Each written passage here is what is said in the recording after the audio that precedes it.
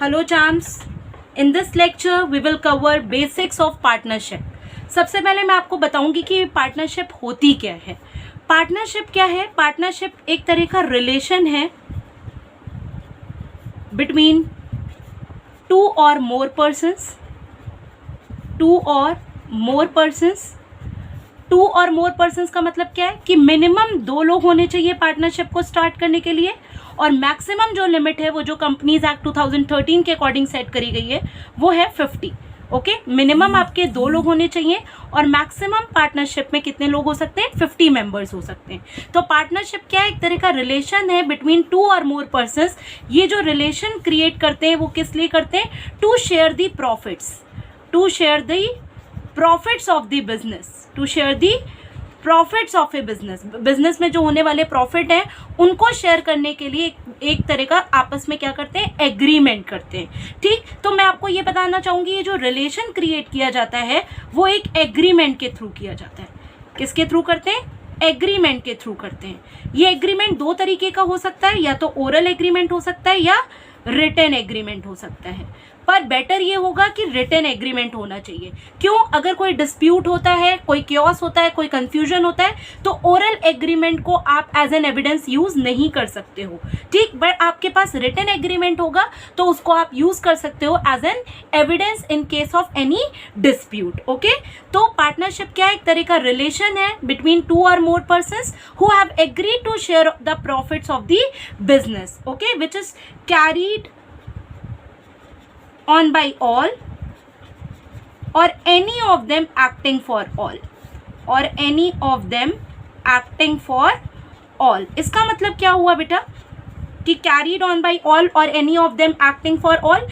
Carried on by all का मतलब हुआ कि जितने भी मेंबर्स हैं पार्टनरशिप फर्म में सबको राइट है बिजनेस में पार्ट लेने का. ओके, जो बिजनेस के ऑपरेशंस हो रहे हैं उसमें पार्ट लेने का, पार्टिसिपेट करने का हर एक मेंबर को राइट है. और any of them acting for all का मतलब क्या है कि हर एक पार्टनर दूसरे पार्टनर के एक्ट से क्या है? बाउंड है. ठीक है, वो क्या है? बाउंड है. ओके, जो भी दूसरे पार्टनर है, हर एक पार्टनर एक दूसरे के एक्ट से क्या है? बाउंड है. ओके, तो ये हुआ carried on by all or any of them acting for all का मतलब. अगर हम पार्टनरशिप की डेफिनेशन की बात करें तो it is a relationship between 2 or more persons who have agreed to share the profits of the business. Okay, which is carried on by all or any of them acting for all. This is the definition given by partnership act 1932. जितने भी हम काम करते हैं partnership के अंदर वो हम पार्टनरशिप एक्ट 1932 के अकॉर्डिंग करते हैं. राइट, अब हमने बात करनी है किसकी?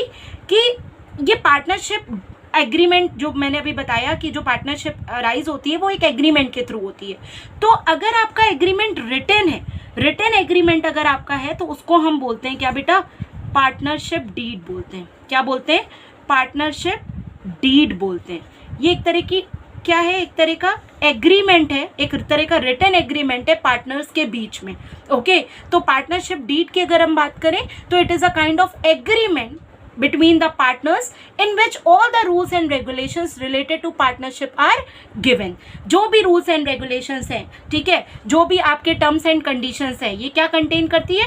terms and conditions को contain करती है. terms and conditions को. ठीक है, अगर हम इनके contents की बात करें, अगर हम partnership deed के contents की बात करें तो इसमें क्या क्या क्या चीज़ें mention होती है वो आपको पता होना चाहिए. कई बार MCQ में भी पूछ लिया जाता है, जैसे कि name and address of the firm. Partnership deed में सबसे पहले क्या गिवन होगा? Name and address of the firm given होगा. Name and address of all the partners will be given. Partners का भी गिवन होगा, पार्टनर्स का नेम एंड एड्रेस गिवन होगा. Amount of capital contributed by each partner. Amount of capital contributed by each partner वो given होगा कि किस partner ने कितनी कैपिटल लगाई है बिजनेस में. क्या इंटरेस्ट ऑन कैपिटल का रेट होगा ये भी इसमें गिवन होगा. अगर आप कैपिटल पे इंटरेस्ट दे रहे हैं तो आपका ड्राइंग्स पे भी इंटरेस्ट चार्ज करेंगे, तो इंटरेस्ट ऑन ड्राइंग्स क्या होगा. ओके, प्रॉफिट शेयरिंग रेशियो क्या होगा. ये सारी कुछ बेसिक चीज़ें हैं जो आपकी किस में मेंशन होगी, पार्टनरशिप डीड में। इनके अलावा भी और भी बहुत सारे कंटेंट्स हैं जो पार्टनरशिप डीड में इंक्लूड होते हैं, पर आपको आपकी नॉलेज के लिए इतने बहुत हैं। आपको पता होना चाहिए कि name and address of the partners या फर्म का गिवन होगा, amount of capital contributed by each partner वो गिवन होगी, इंटरेस्ट ऑन कैपिटल का रेट क्या होगा, ड्रॉइंग्स पे इंटरेस्ट जो आप चार्ज कर रहे हैं उसका क्या रेट होगा, प्रॉफिट शेयरिंग रेशियो क्या होगा। ये कुछ बेसिक टर्म्स एंड कंडीशंस हैं which will be given under this partnership deed. अब हम बात करेंगे कि अगर ये पार्टनरशिप डीड साइलेंट है तो हम कौन से रूल्स एंड रेगुलेशंस को फॉलो करेंगे, that we will discuss. Okay, अगर हमारी डीड साइलेंट है तो क्या रूल्स हैं जो हमें फॉलो करने होंगे। इफ पार्टनरशिप डीड, अभी मैंने आपको बताया कि पार्टनरशिप डीड एक तरह का रिटन एग्रीमेंट होता है। अगर ये पार्टनरशिप डीड नहीं है, सपोज दैट ये साइलेंट है, suppose that it is silent, तो पार्टनरशिप डीड अगर साइलेंट होगी तो उस केस में रूल्स क्या होंगे, rules applicable in the absence of partnership deed. Absence of partnership deed बहुत इंपॉर्टेंट टॉपिक है, अक्सर इससे क्वेश्चन बनता है आपका, इवन 1 मार्कर भी आ सकता है आपका, और इवन आपको लॉन्ग क्वेश्चंस भी सॉल्व करने में इन रूल्स की ज़रूरत पड़ेगी। तो हमें ये रूल्स पता होने चाहिए, वेरी इंपॉर्टेंट। सबसे पहले अगर हम बात करें कि अगर आपकी ये पार्टनरशिप डीड साइलेंट है, मान लीजिए पार्टनर्स के बीच में कोई एग्रीमेंट ही नहीं है, कोई रिटन एग्रीमेंट नहीं हुआ है, तो उस केस में हम क्या रूल्स फॉलो करेंगे। तो सबसे पहले अगर हम प्रॉफिट शेयरिंग रेशियो की बात करें, बेटा किसकी बात करें, प्रॉफिट शेयरिंग रेशियो की। If deed is silent then in that case profit will be distributed amongst the partner in an equal ratio, equally it will be distributed। क्या होगा, अगर डीड साइलेंट होगी तो जो भी प्रॉफिट्स हैं, जो भी लॉसेस हैं, that are to be shared equally irrespective of their capital contribution. किसी ने कितनी भी कैपिटल लगाई हो वो बिल्कुल भी मतलब नहीं रखा जाएगा। अगर डीड साइलेंट है तो प्रॉफिट शेयरिंग रेशियो क्या होगा, इक्वल होगा। जो भी प्रॉफिट होंगे, जो भी लॉसेज होंगे वो इक्वली डिस्ट्रीब्यूट होंगे, ठीक है। This is applicable for both profits and losses, दोनों के लिए एप्लीकेबल है। ओके, फिर सेकेंड जो इंपॉर्टेंट पॉइंट है वो आपको पता होना चाहिए, सेकेंड है आपका interest on capital. Interest on capital की अगर हम बात करें तो अगर डीड साइलेंट है, डीड में मेंशन ही नहीं है कि कितना rate of interest on capital है, तो no interest on capital will be provided. No interest on capital will be provided, कोई भी इंटरेस्ट ऑन कैपिटल प्रोवाइड नहीं किया जाएगा। तो अगर आप इंटरेस्ट ऑन कैपिटल नहीं दे रहे हैं, तो अगर हम इंटरेस्ट ऑन ड्रॉइंग्स की बात करें तो जब आप कैपिटल पे इंटरेस्ट नहीं दे रहे हैं डीड साइलेंट होने पे, तो आप इंटरेस्ट ऑन ड्रॉइंग्स भी चार्ज नहीं करेंगे। अगर डीड साइलेंट है तो आप इंटरेस्ट ऑन ड्रॉइंग्स चार्ज नहीं करेंगे।